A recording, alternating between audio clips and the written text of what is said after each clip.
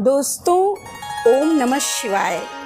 इस साल हरितालिका तीज का व्रत 30 अगस्त दिन मंगलवार को रखा जाएगा।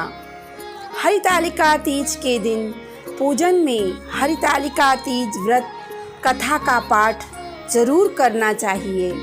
यह पूर्व भाद्रपद की शुक्ल तृतीया तिथि यानी 30 अगस्त दिन मंगलवार को मनाई जाएगी।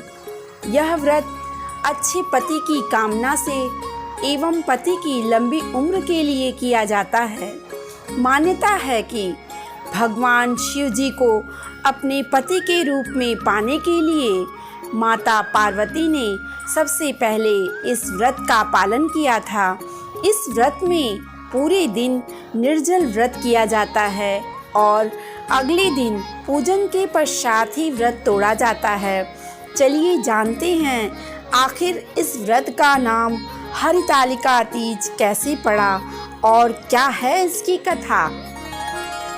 इस व्रत को हरितालिका तीज इसलिए कहा जाता है क्योंकि पार्वती की सखी उन्हें पिता के घर से हरण कर जंगल में ले गई थी।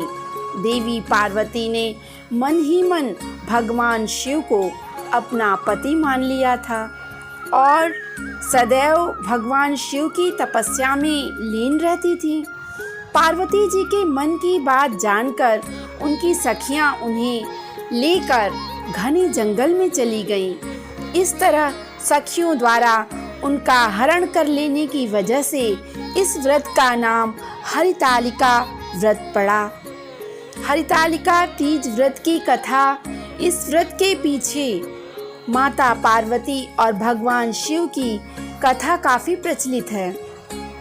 कहा जाता है कि पिता के यज्ञ में अपने पति शिव का अपमान देवी सती सहन नहीं कर पाईं। उन्होंने खुद को यज्ञ की अग्नि में भस्म कर दिया। अगले जन्म में उन्होंने राजा हिमांचल के यहाँ जन्म लिया और इस जन्म में भी उन्होंने भगवान शंकर को ही पति के रूप में प्राप्त करने के लिए तपस्या की। देवी पार्वती ने तो मन ही मन भगवान शिव को अपना पति मान लिया था और सदैव ही भगवान शिव की तपस्या में लीन रहती थी। राजा हिमांचल चिंतित होने लगे। पुत्री की यह हालत देखकर राजा हिमांचल को चिंता सताने लगी। इस संबंध में उन्होंने नारद जी से चर्चा की। उनके कहने पर उन्होंने अपनी पुत्री उमा का विवाह भगवान विष्णु से कराने का निश्चय किया। पार्वती जी ने विवाह के लिए मना किया। पार्वती जी विष्णु जी से विवाह नहीं करना चाहती थी।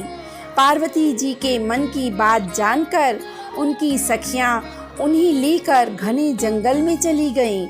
इस तरह सखियों द्वारा उनका हरण कर लेने की वजह से इस व्रत का नाम हरितालिका व्रत पड़ा।